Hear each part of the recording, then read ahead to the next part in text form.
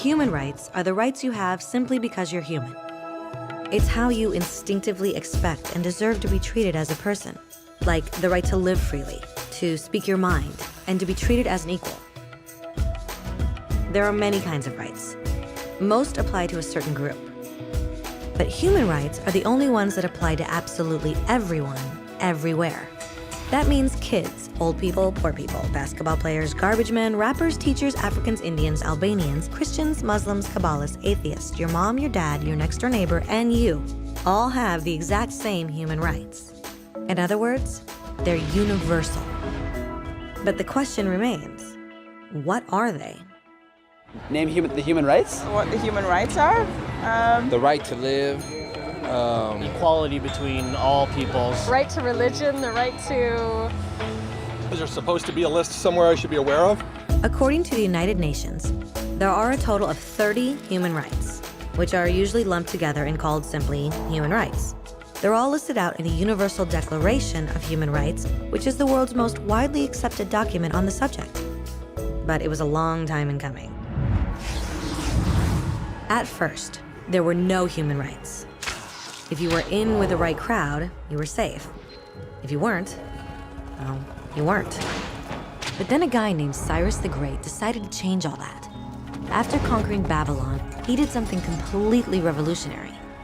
He announced that all slaves were free to go. He also said people had the freedom to choose their religion, no matter what crowd they were a part of. They documented his words on a clay tablet known as the Cyrus Cylinder. And just like that, human rights were born. The idea spread quickly to Greece, to India, and eventually to Rome. They noticed that people naturally followed certain laws, even if they weren't told to. They called this natural law, but it kept getting trampled on by those in power. Not until 1,000 years later in England did they finally get a king to agree that no one can overrule the rights of the people, not even a king. People's rights were finally recognized, and they were now safe from those in power. Kind of. It still took a bunch of British rebels declaring their independence before the king got the point that all men are created equal. Which isn't to say he liked the idea, but he couldn't stop them, and America was born. The French immediately followed with their own revolution for their own rights. Their list was even longer, and they insisted that these rights weren't just made up. They were natural. The Roman concept of natural law had become natural rights. Unfortunately, not everyone was so thrilled. In France, a general named Napoleon decided to overthrow the new French democracy and crown himself emperor of the world. He almost succeeded, but the countries of Europe joined forces and defeated him. Human rights was again a hot topic. They drew up international agreements, broadly granting many rights across Europe. But only across Europe. The rest of the world somehow still didn't qualify. Instead, they got invaded, conquered, and consumed by Europe's massive empires. But then a young lawyer from India decided enough was enough. His name was Mahatma Gandhi, and in the face of violence, he insisted that all people of Earth had rights, not just in Europe. Eventually, even Europeans started to agree. But it wasn't going to be that easy. 2 world wars erupted. Hitler exterminated half the Jewish population of Earth in horrifying Nazi death camps. And all told, 90 million people died. Never had human rights been so terrifyingly close to extinction. And never had the world been more desperate for change. So the countries of Earth banded together and formed the United Nations. Their basic purpose was to reaffirm faith in fundamental human rights, in the dignity and worth of the human person.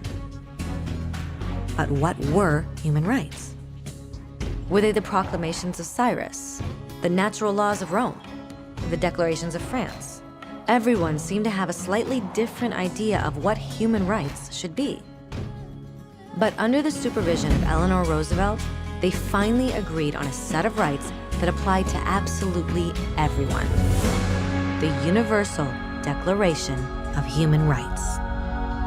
The French concept of natural rights had finally become human rights.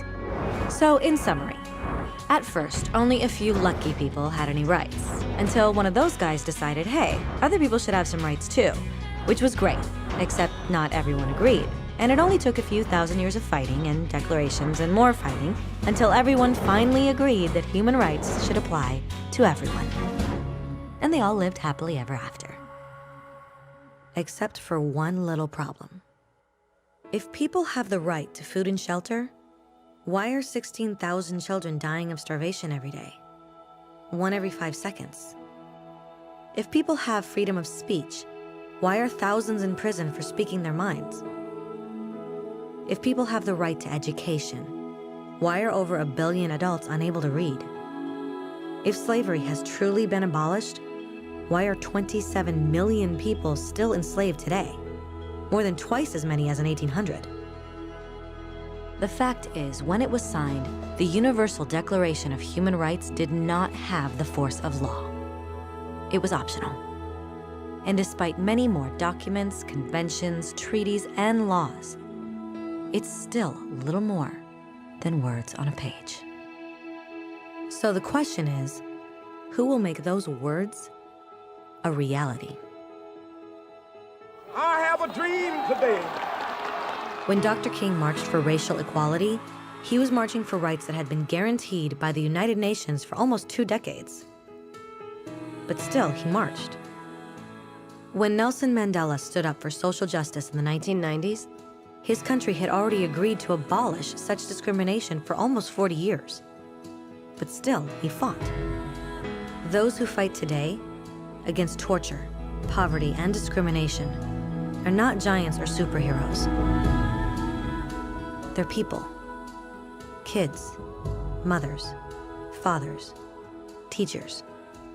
Free-thinking individuals who refuse to be silent. Who realize that human rights are not a history lesson. They're not words on a page. They're not speeches or commercials or PR campaigns. They are the choices we make every day as human beings. They are the responsibility we all share to respect each other, to help each other, and to protect those in need. As Eleanor Roosevelt said, where, after all, do universal human rights begin?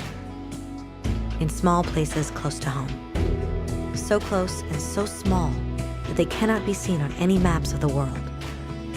Yet they are the world of the individual person, the neighborhood he lives in, the school or college he attends, the factory, farm, or office where he works.